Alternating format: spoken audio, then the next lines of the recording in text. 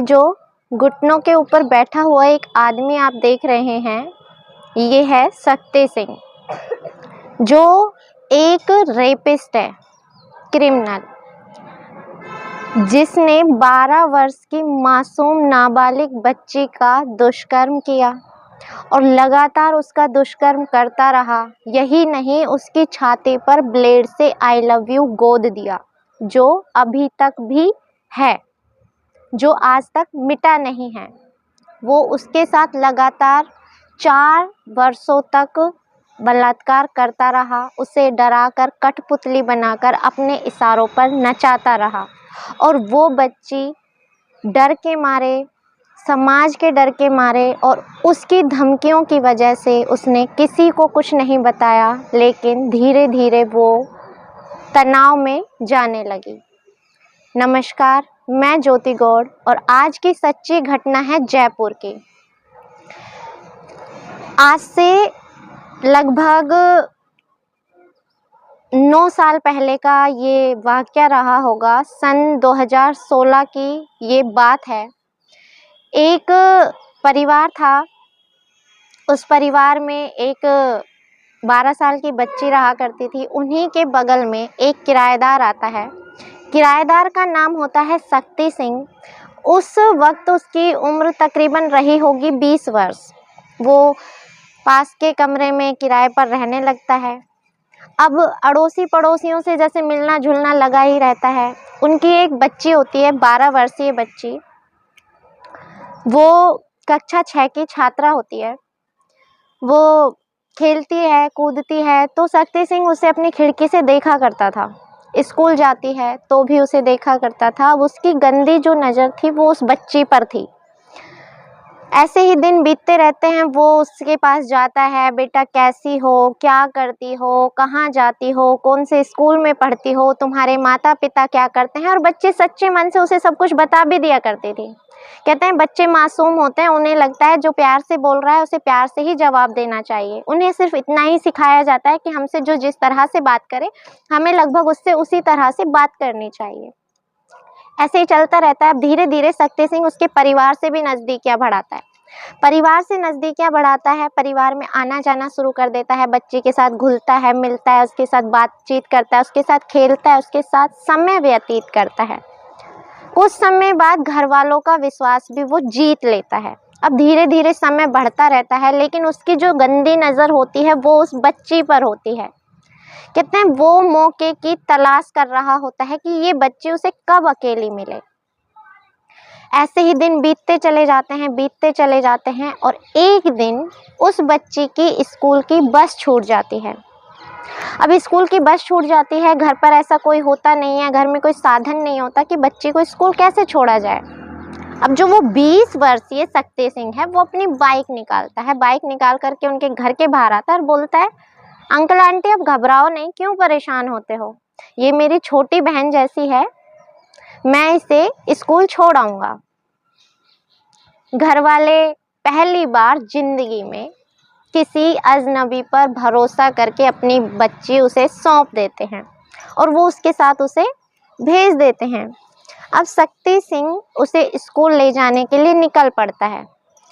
वो निकलता तो स्कूल के लिए है, लेकिन वो इसे स्कूल लेकर के नहीं जाता। झाड़ियों से होता हुआ, जंगल से गुजरता हुआ एक खंडर में ले जाता है। खंडर में ले जा कर के वो उस बच्चे के कपड़े उतारता है, कपड़े उतार कर वीडियो बनाता है, फिर गाली गलौज करता है, फिर उसकी वीडियो बनाता है, मारता पीटता है, उसकी भी वीडियो बनाता है, फिर उसके साथ दुष्कर्म करता है, उसकी भी वीडियो बनाई जाती है। अब वीडियो बनाने के बाद वो उस बच्ची से कहता है कि अगर तुमने ये चीज़ें घर जाकर बताई किसी को तो तुम्हारे माता पिता तुम्हें ही लड़ेंगे, तुम्हें ही दोषी बताएंगे, तुम्हें एक गंदी लड़की के नाम से जाना जाएगा, तुमसे कोई बोलेगा नहीं, तुम्हारे पास कोई आएगा नहीं, तुम्हें कोई छुएगा नहीं, यहाँ तक कि मैं तुम्हारे दोस्तों को सबको जानता हूँ, मैं उन्हें भी सब कुछ बता दूंगा, तो तुमसे सब दोस्ती भी तोड़ देंगे, यहाँ तक कि तुम्हें स्कूल से भी निकाल दिया जाएगा, स्कूल वाले भी तुम्हें स्कूल में नहीं रखेंगे।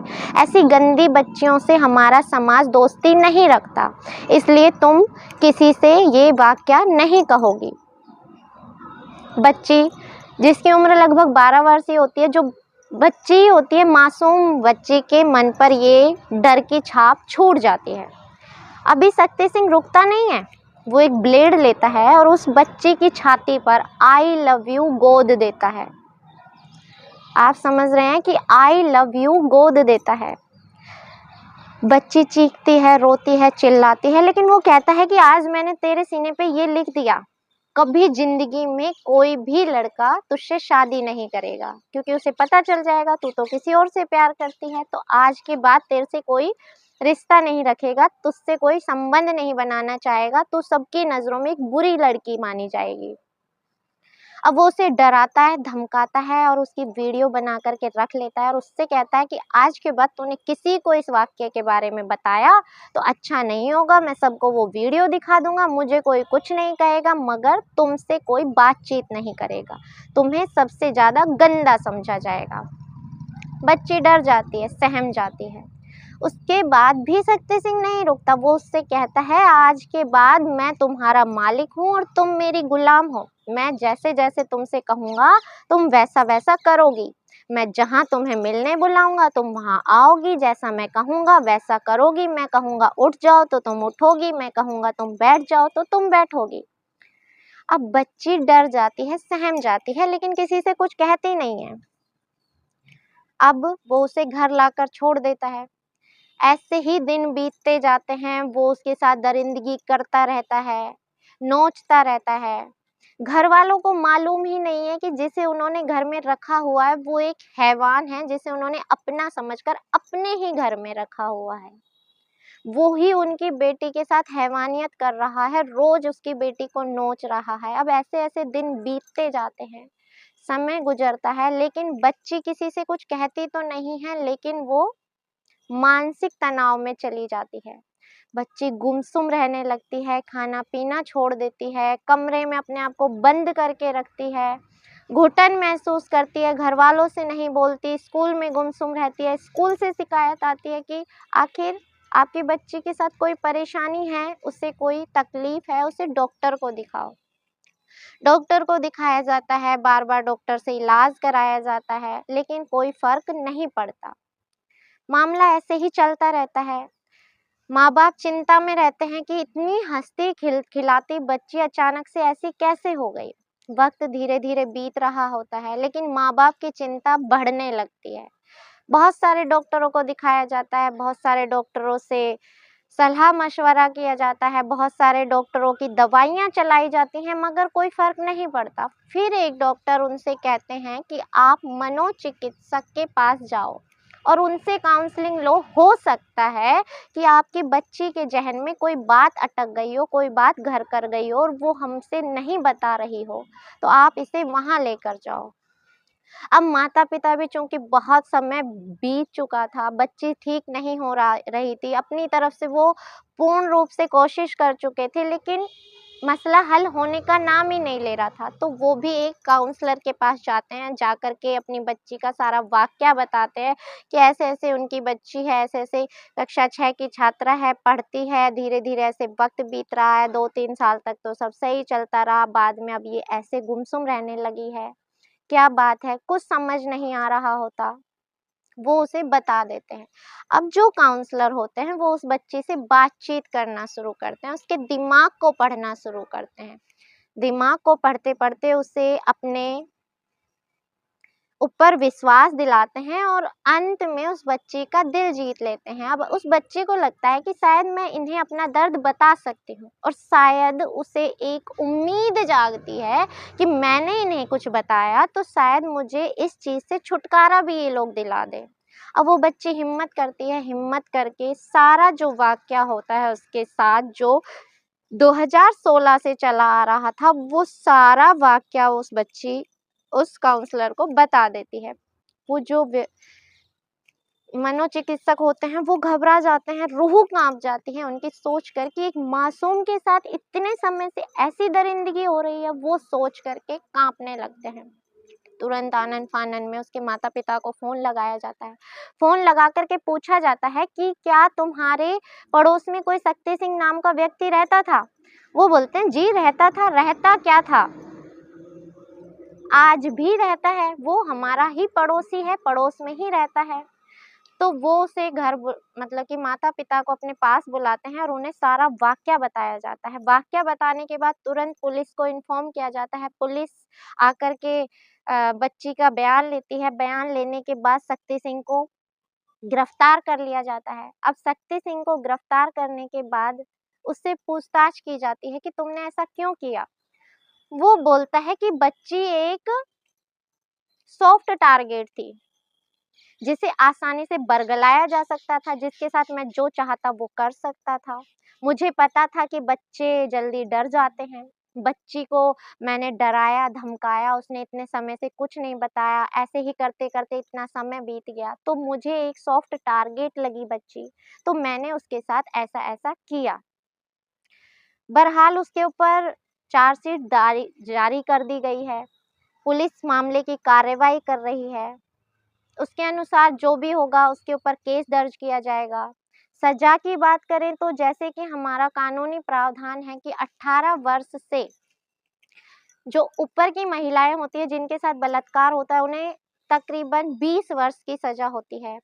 उसके अलावा गैंगरेप जैसी जो घटनाएँ होती हैं उसमें आजीवन कारावास की भी सज़ा होती है।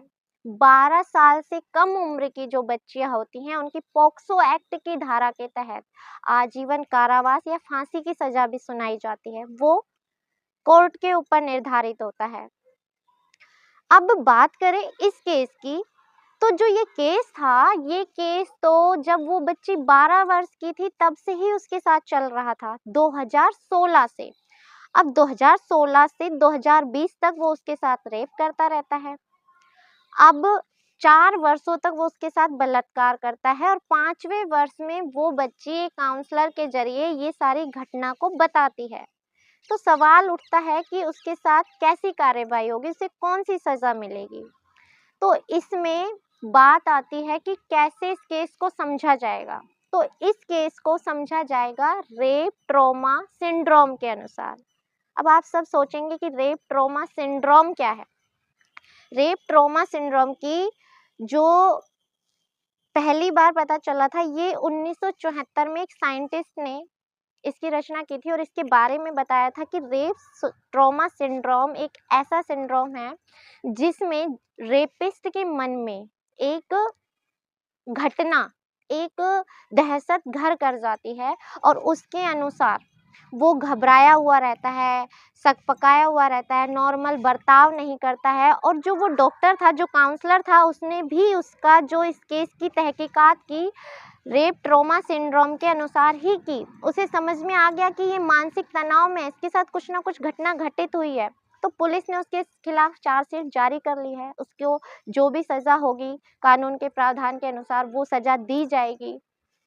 अब बहरहाल बात करते हैं कि माता-पिता को अपने बच्चों की दिनचर्या पर ध्यान देना चाहिए।